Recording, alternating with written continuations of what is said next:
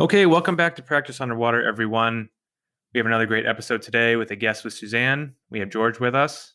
George, How's it going, man? We switched that up, didn't we? we did. Yes, What we was found out. that? Uh, I don't know. No reason. I just thought I'd take the lead here. So, I love it. So, Matt, why don't you go ahead and introduce the guest for us today? yeah, so this is a good one, George. This is actually a person who bought a practice several years ago and then bought another one like 6 months after that and merged them together in a bigger space. So there's a lot of great leadership topics in this one. There's a lot of great, this person's coming to us kind of at a pivot point. So we love when guests come on where they have like, a vision question. Like they can go down one path, they go down another one. So this one's a really cool. The person is in that inflection point that we'll talk about. Awesome. And I'm excited. This is one of those episodes that we always love where a part one is a true discovery. Like, what are we going to do? Which way are we going to go? What are we going to do with the practice? Because at the end of the day, we can do whatever we want with the practice. Just the doctor has to tell us what they want. And so this is exciting. We're going to get into the interview. Suzanne's going to go through it, and then Matt and I will have thoughts in the outro. Absolutely. All right. Let's get into it. Welcome back to another episode of Practice Underwater. I'm here this week with our real doctor, whose fake name is Phoebe. So glad to have you on the show, Phoebe. Thank you so much. I am excited to be here. Excellent. Before we get started, I just want to give a shout out to those who've been giving us some great feedback on this sort of new format that we've been using, with me doing the interviews and Matt and George doing the intros and outros. So keep that feedback coming. Thank you so much. All right. So Phoebe, let's dive right in. Tell us about your practice. Sure. Yeah. So I think I'll start with just a little bit of a backstory. I had kind of a road to get to where I am now, and it's different from what maybe some people have gone through. So I graduated a few years ago, did an associateship, didn't love the associateship, as many don't. I kind of knew from that experience that I needed an office that was a little bit busier, a little bit bigger. It was sort of a small practice in a larger city, sort of not quite what I was maybe looking for, but it was a good chance for me to see, kind of try out what I didn't like about, dental practice ownership. I kind of got a little bit of an idea in that office that it's very easy to run a mediocre business and very hard to run a good business. And I learned a lot from that practice owner just in how he managed things, and knew I wanted to be different and do something different. So I started looking for offices. I actually purchased my first office in late 2017. I looked for specifically a large office. I wanted a large patient base, which is what I had not had as an associate. So I did buy in late 2017. We had 5 operatories. I'm going off the top of my head, but I think he did 3,600 prophies that year, and less than 10 quads of scaling, and not digital x-rays. So I knew, looking at the charts, doing my little chart audit, I knew there was room to improve. Maybe some older style materials, some things that could be done differently, could be done better. So I came in, dipped my toes in the water with practice ownership with that office. And since I purchased that office, I have not stopped moving, because I then purchased a second office. So that office was big, but we ran into some issues just with the space. And I only had a 3-year lease. So we quickly started looking for more space, larger facility, thought about building, thought about buying commercial real estate. There was nothing for sale in my area. So I bought a second practice, which I think I hear talk, that is a topic that is discussed often on the podcasts. And I am someone who did it, and it has been a whirlwind since, because it's definitely thrown a few wrenches in the plan. It does change a lot of things, but I bought a second office, merged my entire practice to the new space, which was a smaller practice, a little bit smaller, not much, but had more square footage, better parking, and handicapped accessible. It was also digital. So I moved everybody there, and that doctor stayed on working for me. He actually just recently retired, and we do miss him very much. And then we also have now a third associate that works for me as well. So here I am, kind of one big project after another. And finally, at this point now, post-pandemic, and I had a baby last year. So post-pandemic, things are finally coming together. My team is solid. I have another associate replacing the one that retired here soon. So I do feel like we have a chance to move forward, but I don't have a direction. And that's why I am here today, to come up with a direction. Wonderful. What made you super excited about, like you said, the large patient base? You kind of doubled the practice essentially in terms of volume. So was kind of that was the direction, basically? Yes. I have a strong opinion that it would be very hard to service your student loan debt and service your practice loan if your office that you purchase is not of a certain size. And I think that's something that can be very hard to appreciate. And at the end of the day, if the numbers don't work, the numbers don't work. And it was important to me to be able to do both. And at the office that I had been associating at, it was definitely a one doctor practice, not 5 days a week. There were two of us in there. The owner doctor was not there very often, but at the end of the deal, when I had talked about purchasing that office, and I didn't ask the hard questions, and I've learned that you need to ask the hard questions. He, at the end of it, came out and said that he still needed to work, and there is no way that having the selling doctor stay on in an office that could not handle two doctors work in any way would benefit me. That would be very much benefiting him. His schedule would be busy, his schedule would be full, and I would be the one sitting there with all the bills and no patients to see. So that was not going to work. And we parted ways after that. And he didn't understand why that wasn't going to work for me. And at that time, I struggled having that conversation. Looking back now, I should have discussed it in advance, but that was very important. So a large office was important to me. I wanted to be busy. I like to be busy. I like to be efficient. I like to work out of multiple rooms. And so I knew very early on that that's what I wanted. Awesome. I'm glad you had that. You mentioned that on air in terms of your experience there and how important it is to kind of iron those things out from the get-go so that you're never at a place where you're not excited about things going forward. You're kind of like, oh, what did I just do? Yeah. Okay. So, do you own or do you rent now? Well, like when you moved. Okay. I own. Yes. Okay. So how many operatories do you have now? We have 8 operatories undergoing construction right now on the 9th, finishing up. Mm-hmm. When I purchased the office, I did not buy the building right away. When I bought the second space and merged over, we outfitted 2 more operatories. And then during when COVID shut us down, the only positive out of COVID was that I had now had the time to renovate more operatories. So we did that last year. Okay. So is there room for more? Can you expand more, or are we maximized at that point? Yes, we could. This gets into the direction I'm trying to go. We could certainly do more. So my office has to be at 4,500 square feet or more. I actually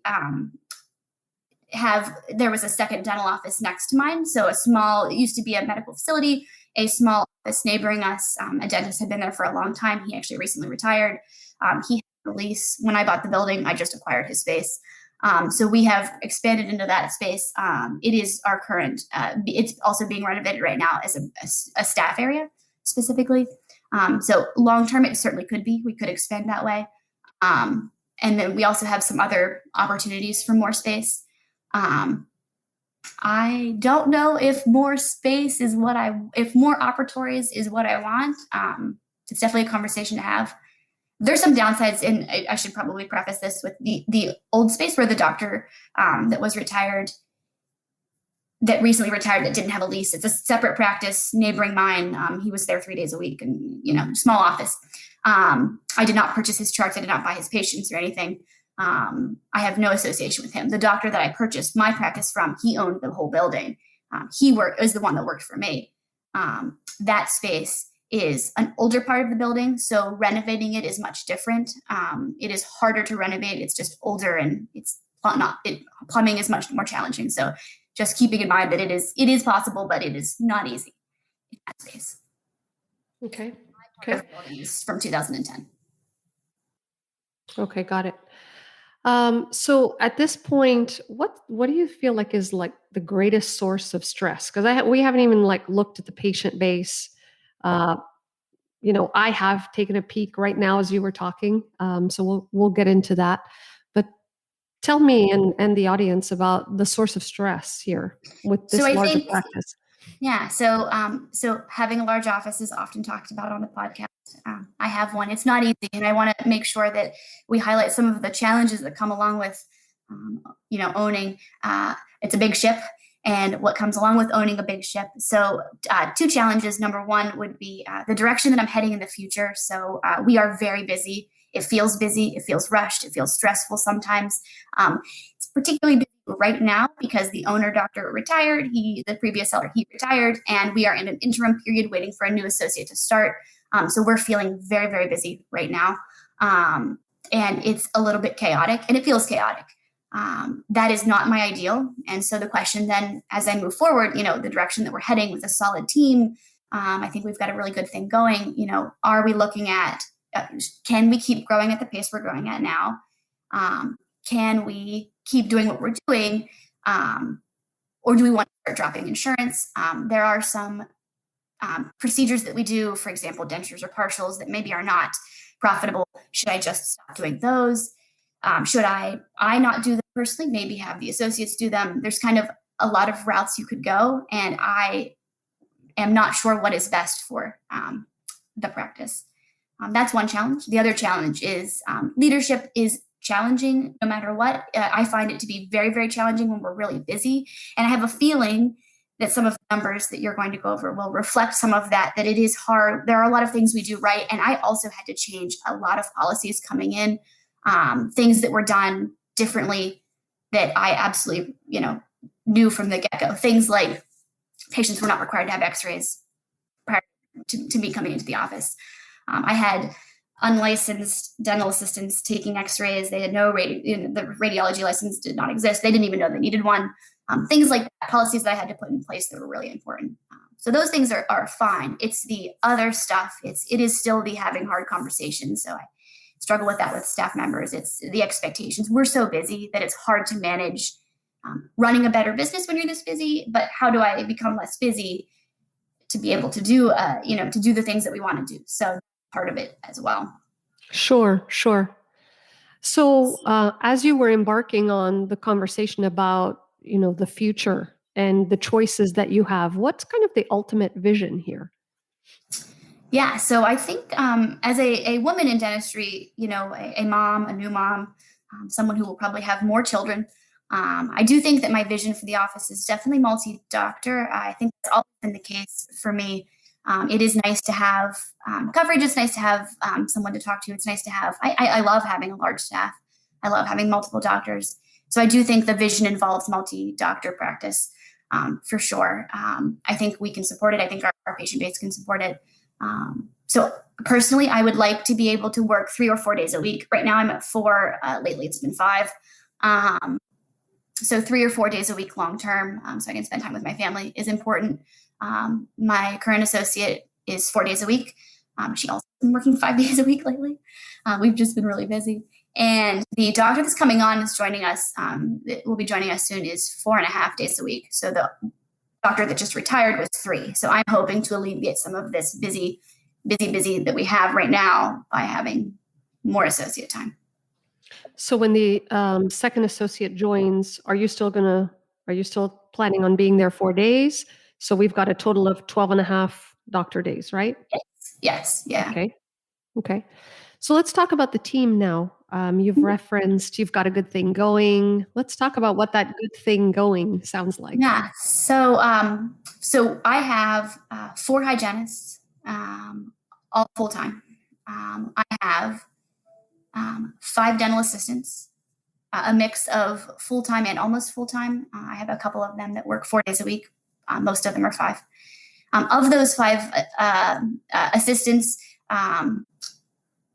3 of them are expanded function. One of them is just getting certified right now, and 2 of them are expanded function. So in my state, that allows them to place and polish fillings and typical assistant duties. And then I have 2 assistants that are just regular dental assistants. And then I have 3 girls up front and 1 office manager. My office manager is phenomenal. She is a big reason why we can make plans together and things happen. She came from another dental office and had a lot of experience that was also a multi-doctor practice. And so her and I have a similar thought process, similar mentality. And so we can, make plans and really implement those plans. My husband's also pretty involved in the business. My husband works in business. He works in technology, in the technology industry. He buys and sells technology companies, which is probably a good part of why I felt comfortable buying another dental office when I bought my first one. 6 months later, we're looking at buying another one. A good portion of that is him. So. Okay. So did you say 3 front office plus office manager, or office Yes. manager is part of that 3? So 3 front office plus office manager. Plus. 2 of Okay. those front office are new. My office manager does it all. And when I say she does it all, I mean she does all of my HR, all of the payroll, all office manager duties, handling conversations with staff. She hires, she fires. She also does a lot of insurance verification, insurance payment entering, answering the phone, scheduling. I mean, she is the lead person up front. She does everything up front. As we move forward, we are training the other girls, but 2 of them are new. I just lost 2 of my staff members, just got married and moved elsewhere. So she is training, but we're not there yet. And she's feeling the stress from having her hand in so many, having a hand in so many different operations in the office, but that is her role. I'll bet. These 3 individuals that work up front, do they have clear job roles, or is it kind of like they help each other out? What's the intent? So from listening to the podcast, I have learned George, someone doesn't like when everybody is cross-trained and too many people do the same thing. I absolutely agree with that. In my office, I see it every day. Ideally, long-term, would love to have someone who is treatment planning coordinator and, maybe a patient coordinator, maybe a receptionist, and have a clear distinction. So the 2 newest employees are definitely in the reception category. They have no dental experience. One of them has been there longer. She has picked it up very quickly. The other one is just brand new. I also have a front desk lady who is a previous hygienist. So she, through COVID and some health issues, she is not doing hygiene anymore. She's come to us and works at the front. I could definitely see her moving into a role, maybe treatment coordinator, patient care coordinator, something like that. But my office manager does all of that. So so treatment plan presentations are all done by my office manager, collecting payments, discussing payment plans, every part of that process, she does it all. Okay. So this is an office manager dependent practice then? Yes, it is. We wouldn't be where we were without her, and I don't know how we would do anything going forward without her. She's instrumental in practice. She is the one, as easy as it is to say, you owe at the time of service. It's easy to say that. It's hard to do that. And neither of the offices that I purchased did that in advance of me coming in. And she is the one that has implemented that. And you better believe that our patients pay when they come in. Just to give an idea, when I purchased my office, the first office, the selling doctor had 6 figures of accounts receivable just in patient payments. That's how much money he was owed just in payment plans he had out in the world that people were owing him money. So it's very easy to not have a policy there. And then it really catches up to you at the end. Oh, for sure. So what on our task list, the first thing we want to do is have her train the duties so that we can have her doing just the things that she needs to do. Right. Yes, and then great. that, Absolutely. as we're kind of inching forward here, that's just a thought that comes to mind, but we'll circle back around exactly why as we go forward. Okay. So we talked about the stress level. We talked about the vision. From a personal standpoint, 3 days a week would be the most ideal. Have you, I know you're in sort of a crisis mode now as you're waiting for another associate to join. What has been your thought process in terms of when you'd like to reduce your time? Are you feeling like you need as many doctor days as you have currently? Sure. I am open to anything. I think that for me right now, 4 days a week is great. I can see myself long term as my children, current child, future children get older, maybe wanting more time at home, or the possibility of having longer weekends. So we could take some trips, things like that. Right now, that's not a need of mine. So 4 days a week is what it'll be for a while. Okay. Let's just talk about practice numbers now a little bit. So, and I know you mentioned looking at the numbers with your office manager. Is dental intel something you had in the past, or do you have another way that you've been looking at the metrics at all? So no, we had done a quick little demo with practice by numbers. Learned that quickly that our and it may still be something that we deal with today. So we took an office running EagleSoft and an office running a different type of practice management software that nobody has heard of, and combined them into an office that uses Open Dental. And I think the phrase is garbage in means garbage out. There's a lot of junk. And in fact, I actually, after using the demo with practice by numbers, which looked fine, except for some things that were way off because the data was off, I actually paid Open Dental to delete 4,500 old treatment plans that I didn't put in, that were in from years past. So yeah, we do look at that stuff. So I do not have an account with them. My plan would be to start something like that once the new associate joins us. So Okay. using something June 1st. Okay. But you and your office manager, do you have a way of looking at numbers? Do you, like, even if it's on spreadsheets or whatever that may be, are you kind of paying attention to the numbers, I guess is the question. So I guess the question I would ask is, what numbers are you referring to? So we review things like collections, production collections, write-offs. We review new patient flow, where they're coming from.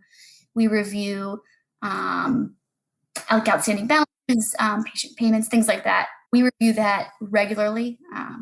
I would say there's not like a schedule on when we review it. It just kind of depends on, the moment. But I would say monthly, we talk about that stuff. Okay. And the reason I'm really asking is because, of course, when we get into the numbers, there are some numbers that you may be surprised about, maybe not. So I kind of wanted to gauge the surprise level there. Are some going to be shocking? Are you kind of in the loop with some of the numbers, basically? At this point, nothing would probably shock me. Okay, so you have a very large patient base, right? Yes, I mean, we discussed that. From a numbers point of view in terms of collections, so just to kind of give the audience a little bit of historical data here, 2018, 1.3, 2019, 1.6, 2020, of course, that year happened. Now, was between 2018 and 2019 the time you purchased that second practice? Yes, 2018. Okay. And then our most recent 12 months. Okay, so the most recent 12-month period is 1.7. Does that sound about right? So about 142 in collections a month. Mm-hmm. Okay. With a steady trend upward, which is... So every year since 2018, except for the COVID period, of course, you've been growing, inching forward. You had a good first quarter, it looks like, of this year. So do you have an idea of what this practice is costing per month to run? Like what your break-even point is? You know what? I do not at all know that. I know that things are okay. I don't get the P&L reports from my CPA because those go to my husband. So I do know some numbers. I know roughly what my employee costs are. I know roughly some of what we spend on supplies. All of that has been within reason. But that is the business side that my husband deals with a little bit, and I don't deal with that so much. Okay. The reason I'm asking is, with this large a size of practice, obviously there are a number of expenses. So are you feeling like, is hubby saying, yeah, we're okay with 142 in collections, or? Yeah. So, Yes, definitely. Things are looking okay there. The biggest challenge I think we have is increasing staff costs. When you have associates, your percentage of employee overhead does tend to rise. And so we've been between 25 and 29%, not counting what I pay the docs, myself included. We've been between that number, which I'm okay with. I expect it to be higher because we need more support staff. With more associates working. But yes, I benefit from a very low, my rent that I pay myself is low for the size of my practice. Expenses are low in general. We do, I think, pay for some, I think our supply stuff is reasonable, probably within the norm, I would say. But I absolutely do not know a break-even number, and I probably should know that. So I'm going to add that to my list here. I'd echo that. Yeah. And I think you knowing that information really helps you guide the team, talk to the office manager about what we need in terms of collection to actually meet that. So a practice of this size, again, with as many bodies coming in, I think we'll be talking about that next week in terms of what the expectation is there, or what we should be looking at with collections, which is why I was trying to get a pulse on like what your costs are. And I'm not focusing on ratios of specific areas like you've heard us talk on the podcast about. Are we focusing on, staff costs? We need the support, or are we focusing on what we can do from a revenue standpoint, Sure. to offset the costs, right? And so knowing your break-even point, I think will be good going forward. Okay, awesome. So a large patient base, 16 days of hygiene, it sounded like, right? You said 4 hygienists working 4 days a week.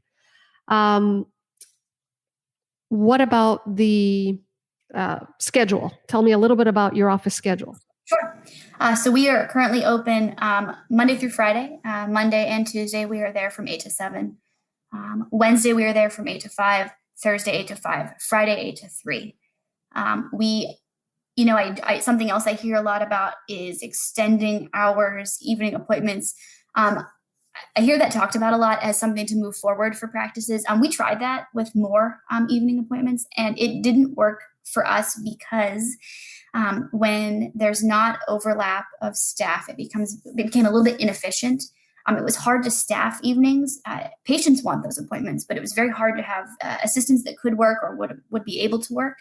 And it very much felt like and something to consider too is my office manager is one person, and her, she generally works like an 8 to 5 every day. Her not being here in the evening, things would start falling through the cracks. So patient payments and just having another eye on complicated treatment, having someone to discuss, the next steps for the implant process or whatever it may be. Having us all there at the same time was a way to control costs that worked better for us. So a larger office, more chairs, worked better than extending the hours. And I think that's something that comes up a little bit. And we did try that, and it did not work so much. So we're down to 2 nights, which works good. We've got the 2 evenings, and then the other day, daylight hours elsewhere. Okay. So I peeked at your schedule in Dental Intel, and I noticed you have different time frames for hygiene appointments. Tell the audience a little bit about that. Yes. So we typically do, so our recall system is 40 minutes for adult hygiene, 30 minutes for child prophy. We do 50 minutes for perio recall, and we do an hour and a half for SRP, something in that range. I'm very flexible with regards to how long someone schedules. There is a limit. We don't do hour prophies for adults. We do 40 minutes. We have, just to keep this as an update, we have an overflow hygiene room and an assistant that works with hygiene. So we do have the ability to kind of get people in efficiently. And in a heavy PPO office in my area, that works best. So that's the timeline there. So was that something you took over from one of the practices? The sellers had it that way, or is it you decided we have a volume issue? Yeah. So the first office I worked in, the first office I purchased was 40 minutes as well. Second office I purchased was 30 minutes with an assistant. So assisted hygiene, she worked out of 2 rooms. So that was not going to work for us long term. So we did 40 minutes for everybody, and with the extra room to jump to. And with an assistant who helps turn the rooms over. Okay. So have you measured success with that? Yeah, we can get bodies in. Is there any downside according to you or your There's office definitely manager? downside. So there's definitely a downside. So it's busy and it feels busy, and we do run behind sometimes. So especially something like if a patient's a little bit running a little bit late, it's a struggle. I know a lot of offices deal with this. Our PPO reimbursement in my region is very low for Profi. And so we struggle with the making hygiene profitable while also providing a good service. I think this works well for us, but I don't think my patient base expects anything different. They're not coming from offices down the road that's just not common in this area. If I was to move forward, drop some insurance, the first thing I would probably do is increase the hygiene appointment time. Mm-hmm. Mm-hmm.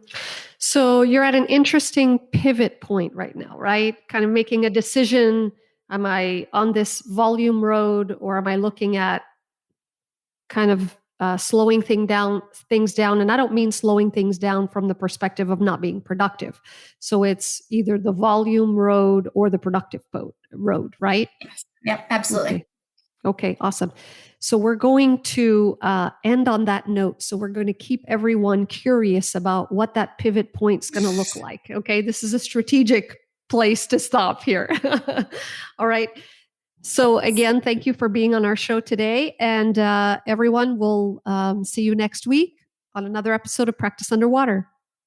All right. I hope you guys enjoyed that interview with Phoebe and Suzanne. George, I want to get your thoughts. So Phoebe's at this point where she's at this pivot point, right? She can either continue on the growth, go for volume, create more ops, more providers, more dentists, more hygienists, or this kind of like drop insurances, do more of the procedures she wants to do, and keep the same or better profitability. Where do you gotta? This is a common one, right? Like a major pivot point. Like, where do you point to doctors to look at on how to make this decision? This one reminds me a lot of ACE, which is Alex Sharp. He's one of the only Practice Underwater identities we've actually given up because he joined our company and is doing great things with us. So anyway, this reminds me a lot of his interview. He came on saying the same thing, and I remember the very same practice. He had 3,000 active patients when he came on. And I was doing the interview and I was like, why is this guy trying to cut back? And I couldn't figure it out, because I think for me, the issue is I'm a little bit too numerical and logical. So I have a very logical approach to this, right? 4,000 active patients in a practice is incredibly rare.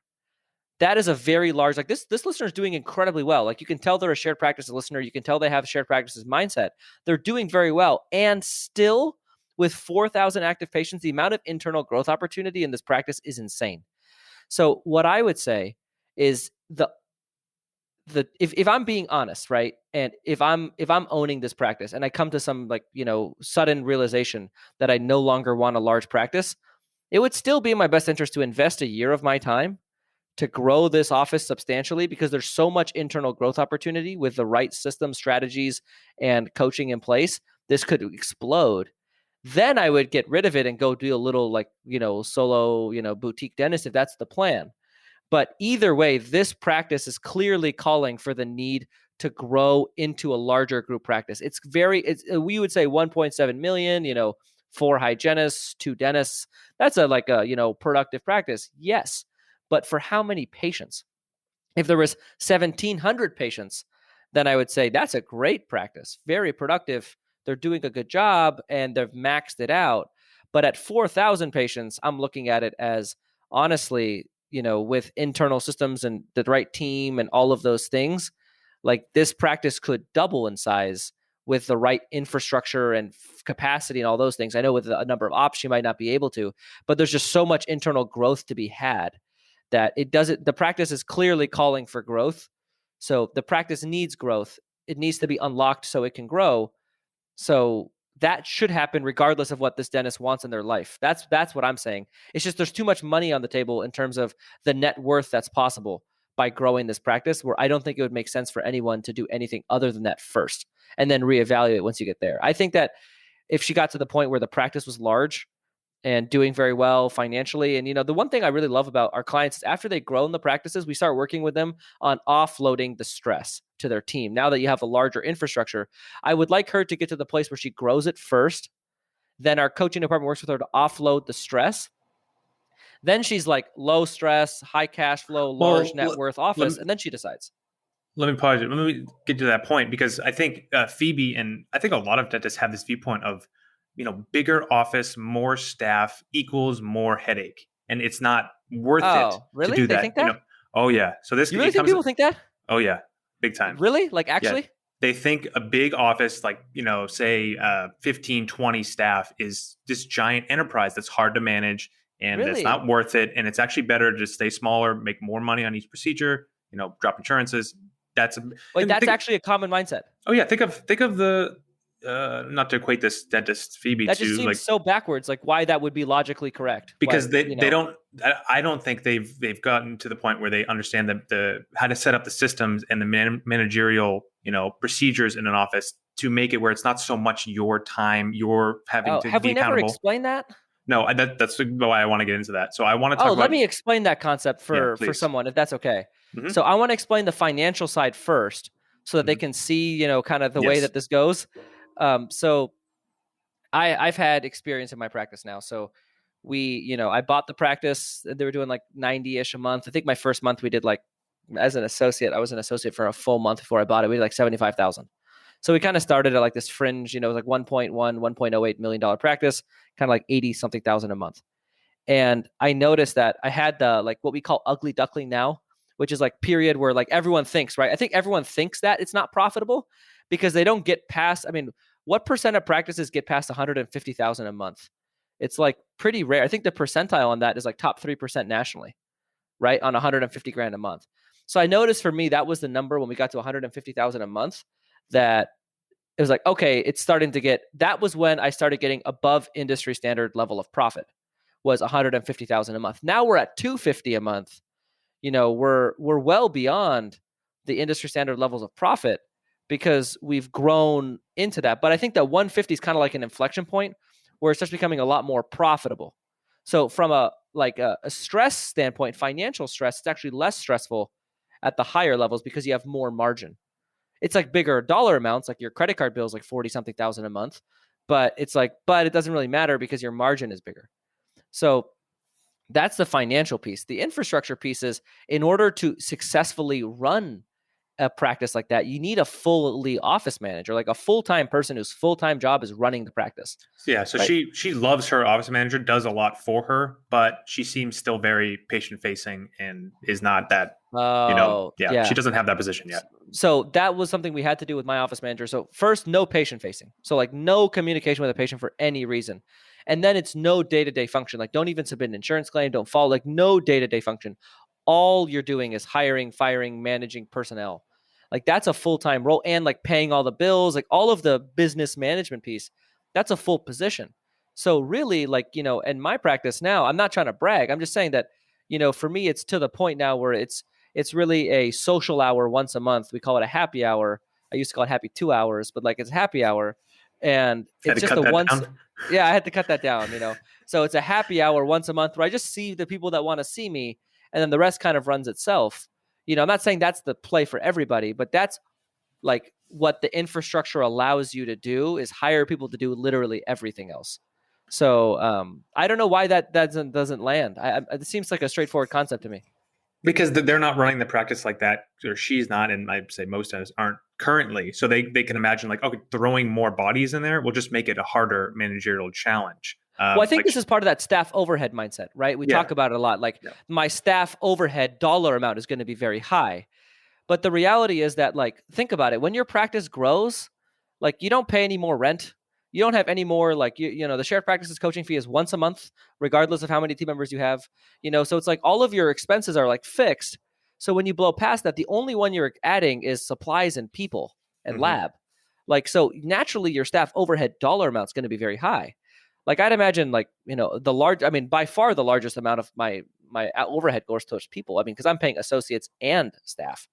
So like, for me, it's probably over 50% of my costs. I know it's 28, 27. So it's 56%, 55% of my costs are people. Like, yeah.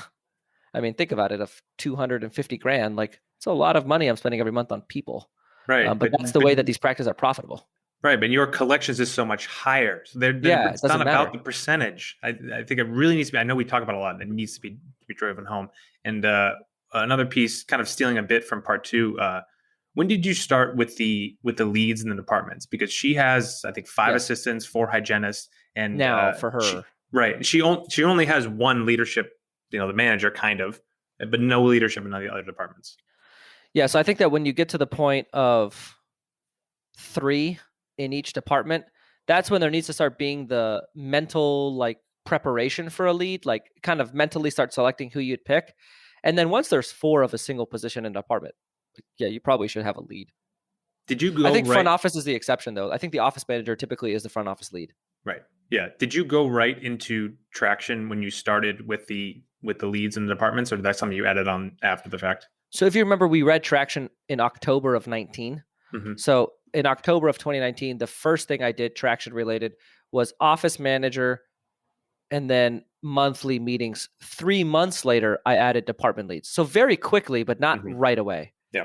I waited 3 months. I ran 3 monthly meetings. We got the cadence down, and then we did department leaders. And I think the department leaders didn't really start acting like department leaders until a year later when we started doing department meetings every month Mm-hmm. instead of a monthly office-wide meeting.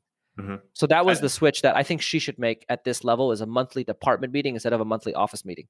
And then you have 3 department meetings a month. And then if you want to meet with the doctor, you can. I mean, I like that trajectory though of getting her and the office manager dialed in on doing it for a month or two. Yeah. Doing the meetings, getting the cadence down, and then rolling out department meetings. And she talks about, again, I'm sorry, everyone, the listeners, I'm stealing from the next episode, but where none of her, she doesn't feel any of her assistants or hygienists are natural team leads. She can't see one of them being that. What are your thoughts as far as like, developing that leadership from within, or does she really need to hire someone else to fill that role? I love sort of what you're saying. I want to just piggyback on the point you're making before I talk about that question about like kind of, you're talking about this concept of like babying your way into EOS.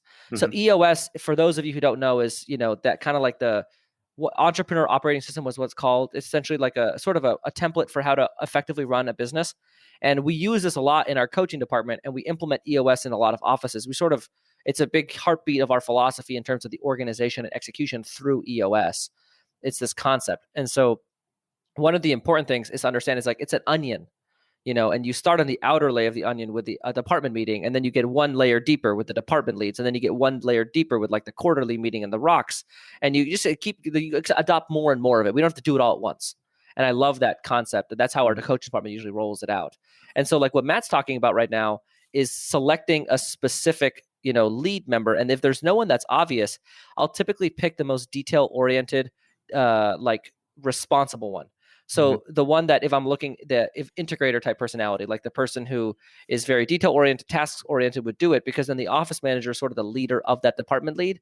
And then they handle all of the little like things in the department. So for example, training a new team member is a role for the department lead. So when we hire a hygienist, teaching them how to take x-rays, teaching them how to we have a checklist of things.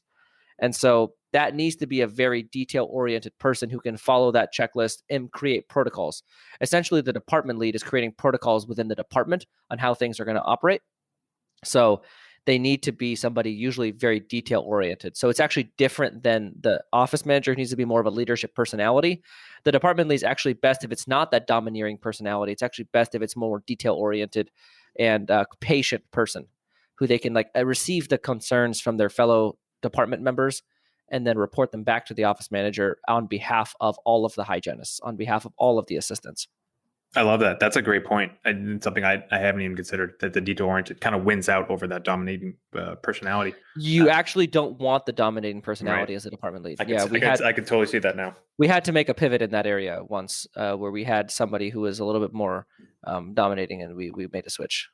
I mean, if I'm Phoebe listening to this, I would start this now. And I think this will give her the confidence where she will be okay with growth. We'll be okay with adding providers and building out more ops.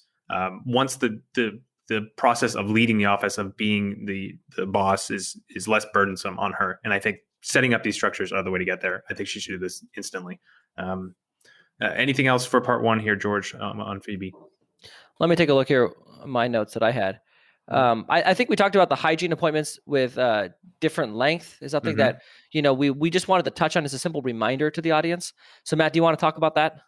Yeah, so she kind of goes at this from purely kind of numbers basis. She has lower PPO reimbursements, so and it's kind of historically has been done this practice. She says it's very common in the area to do hygiene appointments at 40 minutes, and it's something Suzanne harps on a lot, and she's going to harp on it more in part 2 of the effects of that may not be so much like this is what you're reimbursed for a hygiene appointment and exam and all that. Therefore, I need to make it shorter to make money. When she's, as we talked about a lot on the show, of the true value of a hygiene visit being more than just that codes you're completing in that visit. It's also, the doctor treatment that you get out of it. So it's a nuance. Well, and the exam, right, and the exam, which is not, a hygiene code, I suppose. So it's something that I don't like in almost any scenario. I don't like shorter hygiene appointments for many reasons. So can you explain that? So what is of the three, right? So of the three categories: hygiene production, exam revenue, and treatment accepted per hygiene visit, right? The three sources that get true monetary value from a hygiene visit. What is the most revenue impactful one of those three? The doctor treatment. The doctor treatment, right? Objectively, every time we've looked at this data, treatment accepted per exam is the highest source of total value of that visit. So the industry standard practice of making hygiene visits shorter is saving on cost, but it is also probably most affecting the largest source of revenue for that appointment. For sure. And her dollar amount accepted per exam is low. Absolutely. And that probably that could be because of the time. Right. Yeah. Right. So Suzanne pushes back hard on that. And I think Phoebe started to see it towards the end that, and it's not Phoebe's fault. I think that's the thing that we want to make clear is we're always harping on the guest, but it's not the guest that's doing this. That's the thing that we, Matt and I can be a little harsh, but it's not Phoebe's fault. Phoebe is doing exactly what every other dentist on Facebook is doing. It's exactly what every dentist in every practice management course is doing. I mean, I remember I went to this practice management course one time that talked about assisted hygiene, like at length, like a lot about assisted hygiene. And it just doesn't, it's not a financially effective model. Actually, it's degrading to the practice long term from a profitability standpoint, even though it's like cost savings. It's just cost savings. It doesn't really make sense. Yeah. It's based on scarcity, and I think she starts to see that. And the great thing is how coachable she was. Oh yeah, I mean, absolutely. You can tell she's a listener. She's like very open, honest, and open to feedback, which is the best quality someone could have when coming on the show. And again, we really appreciate everyone who comes on and opens up their practice and is vulnerable with us. I think that's the greatest way to give the audience some interesting information and get some things for themselves. So thank you all for listening. We appreciate it, and we'll see everyone in part 2 with Phoebe next week.